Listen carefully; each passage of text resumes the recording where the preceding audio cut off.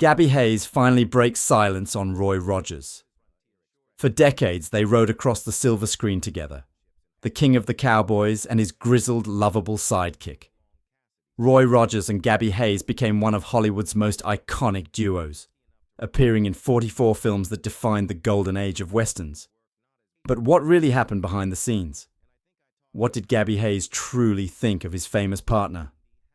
For years, the cantankerous old-timer with the bushy beard kept his feelings private. But late in his life, George "Gabby" Hayes finally broke his silence on Roy Rogers. What he revealed was a story of respect, admiration, friendship, and the complex reality of working in Hollywood's fast-paced Western film machine. This is the untold story of two legends, a partnership that captured America's heart, and the words that Gabby Hayes waited a lifetime to share. To understand Gabby Hayes' relationship with Roy Rogers, we first need to meet the real man behind that famous beard, because George Francis Hayes was nothing like the character audiences loved. Born on May 7, 1885 in Stannards, New York, Hayes grew up far from the dusty trails that would become his cinematic home. He was the son of a hotel owner, living a comfortable middle-class life in the northeastern United States. The young George showed a natural flair for performance and storytelling, but his path to Hollywood was anything but direct. Before becoming Gabby, Hayes tried his hand at professional baseball. He dabbled in engineering. Eventually, the allure of the stage drew him to vaudeville, where he and his wife, Olive E. Ireland, formed a successful touring act. Their performances mixed comedy, music, and sketches, and Hayes became known for his animated facial expressions and natural comic timing. But then came the stock market crash of 1929. When it wiped out much of his savings, Hayes made a desperate decision. He'd take a chance on the burgeoning movie industry in California. He was 44 years old. It was a gamble that would change everything. Here's what makes Gabby Hayes so fascinating. Off camera, he was nothing like his character. Hayes was an intelligent, articulate, impeccably groomed gentleman, well-read, polished in manner, always thoughtful in conversation. He was clean-shaven and well-spoken, but Hollywood audiences knew him as the grizzled frontier codger, forever muttering colorful expressions like "dern tootin'," "dadgummit," and "young whippersnapper." That bushy beard, that roughened voice, that unkempt appearance, it was all an act. And it was an act that made him a star. Initially, Hayes played small roles in early westerns, villains, barkeeps, townsfolks. But as the 1930s progressed, he carved out a niche as the quintessential Western sidekick. The transformation into Gabby, the cantankerous yet lovable old-timer with a heart of gold, came almost by accident. But once he found that character, Hollywood couldn't get enough. Hayes' journey to becoming a legend began between 1935 and 1939, when he played Windy Halliday, the witty companion to Hopalong Cassidy, portrayed by William Boyd. As Windy, Hayes became an indispensable part of the series, injecting humor and heart into the rugged Old West. But in 1939, a salary dispute led him to part ways with Paramount Pictures. It was a risky move for an actor so closely identified with a single role. Yet Hayes' talent ensured he didn't remain idle for long. He found a new home at Republic Pictures. Since Paramount retained the rights to the name Windy Halliday, Republic simply rechristened him Gabby Whitaker. The transformation was little more than a formality. Gabby Whitaker was essentially the same character Hayes had perfected, and audiences welcomed him with open arms. Between 1939 and 1946, Gabby Hayes appeared in more than 40 films for Republic Pictures, cementing his reputation as the most beloved sidekick in Western cinema. His rugged charm and comedic timing added depth and warmth to the adventures of Hollywood's greatest cowboy stars. During this prolific period, Hayes worked alongside Roy Rogers an astonishing 44 times, a partnership that became one of the most recognizable in movie history. He also teamed up with Gene Autry in 7 films and Wild Bill Elliott in 14. But Hayes wasn't just a comic sidekick. He appeared 6 times with Randolph Scott and 15 times with the legendary John Wayne, sometimes playing tough, even villainous characters. One of their most memorable collaborations came in 1940's Dark Command, where Hayes played Wayne's loyal sidekick in a film that also featured a young Roy Rogers. By this point, Gabby Hayes had become more than a character name. He was a beloved institution in American cinema. For decades, fans wondered, what really went on between Roy Rogers and Gabby Hayes? The two shared the screen in some of the most beloved cowboy films of the era, but Hayes rarely spoke about his working relationships in Hollywood, until late in his life when Gabby Hayes finally opened up. Roy was more than just a cowboy hero to the public, Hayes once remarked thoughtfully. He was a man who carried that same honesty and decency off the screen. What you saw in those pictures, the courage, the humility, the smile that could disarm the toughest outlaw, that was all Roy.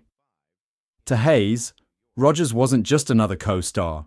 He was a symbol of American virtue, a man who believed in hard work, faith, and family. Hayes went on to explain how their friendship developed naturally, despite their different backgrounds. "We came from opposite ends of the road," he said with a chuckle.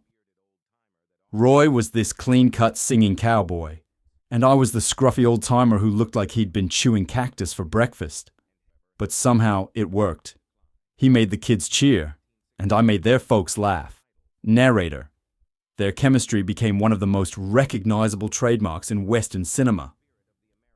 Whether riding dusty trails, chasing bandits, or trading witty banter, the connection between Roy Rogers and Gabby Hayes felt genuine, because it was genuine. Behind the cameras, their relationship was grounded in mutual respect. Hayes often admired Rogers' professionalism and dedication. "Roy never complained," Hayes recalled. "Even when we were out in the heat, sweating through our shirts and covered in dust, he stayed cheerful. He'd crack a joke or start humming a tune just to keep everyone's spirits up." That kind of leadership left a lasting impression on Hayes, who had worked with countless stars during his long career. To him, Rogers stood apart, not just as a performer, but as a man of character. Yet Hayes also acknowledged the challenges of working in Hollywood's fast-paced film industry, where fame could easily overshadow friendship. "We didn't always see eye to eye," he admitted. "Sometimes I'd grumble about the scripts or the way the studio wanted more songs and less action. Roy would laugh and tell me, 'Gabby, the kids love the songs.' And he was right. He always knew what the audience wanted. Their occasional creative disagreements never eroded their bond. In fact, Hayes credited those moments with strengthening their partnership. "He taught me patience," Hayes reflected. "And I think I taught him how to have a little fun with the rough edges." When asked later in life about the legacy of their collaboration, Hayes' tone turned sentimental. "Those pictures we made, they weren't just entertainment," he said softly. "They gave people hope. The country was going through tough times, and folks needed a hero they could believe in. Roy gave them that. I was just lucky enough to ride alongside him."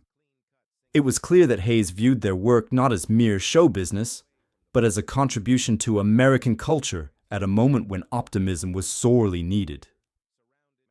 Even after Hayes left the Roy Rogers series, he never uttered a bitter word about his former partner. In fact, he continued to speak warmly of Rogers whenever asked. "He treated everyone on set with respect, from the cameraman to the wrangler. That's the mark of a real star," Hayes said proudly. "And I'll tell you something. When you've worked in Hollywood as long as I did, you don't forget the ones who stay true to themselves." Despite his sidekick label, Hayes was very much a star in his own right. His popularity led to his own television program, The Gabby Hayes Show, which aired in the early 1950s and introduced a new generation to his folksy charm. On the show, he presented old Western films and stories, speaking directly to children with the same warmth and humor that had endeared him to moviegoers for decades. In many ways, this television work helped bridge the gap between classic Western cinema and the emerging medium of television, ensuring that his influence would continue long after the heyday of the Western film. In his final years, as Hayes looked back over a career that spanned vaudeville, radio, film, and television. He often mentioned Rogers as one of the finest men he ever worked with. "Roy made me look good," he joked, "and that's no small feat when you're a scruffy old coot like me." But behind the humor was real affection, a deep, enduring appreciation for a partnership that had captured the hearts of millions. When asked what he would say to Roy if he could speak to him again, Hayes paused for a long moment before replying, "I'd thank him for the laughs, the trails, the songs, and the friendship. We might have played cowboy and sidekick, but in my book, Roy Rogers was the real deal. The kind of man America could be proud of." Following the death of his beloved wife, Olive, in 1957, Hayes entered a quiet and reflective period. He retreated to his ranch on Toluca Lake in California, a peaceful refuge surrounded by memories and mementos from his film days. By the late 1960s, Hayes's health began to decline. In early 1969, he was admitted to St. Joseph Hospital in Burbank after suffering complications from cardiovascular disease. Even in the hospital, those who visited recalled his characteristic warmth and gentle humor. On February 9, 1969, Gabby Hayes passed away peacefully at the age of 83. His death marked the end of an era for Western enthusiasts who remembered him not only as the quintessential grizzled sidekick, but also as a symbol of honesty, loyalty, and humor. Gabby Hayes' heartfelt reflections finally gave fans a glimpse into one of Hollywood's most cherished friendships. His words painted a portrait of two men united by purpose, humor, and respect, a bond that endures in every frame of film they ever shared. And even now, long after both men have ridden into the sunset, their partnership remains one of the most beloved in Western history. A timeless reminder of loyalty, laughter, and the true spirit of the American frontier. This has been the story of Gabby Hayes and Roy Rogers, two legends, one unforgettable friendship, and the words that took a lifetime to share.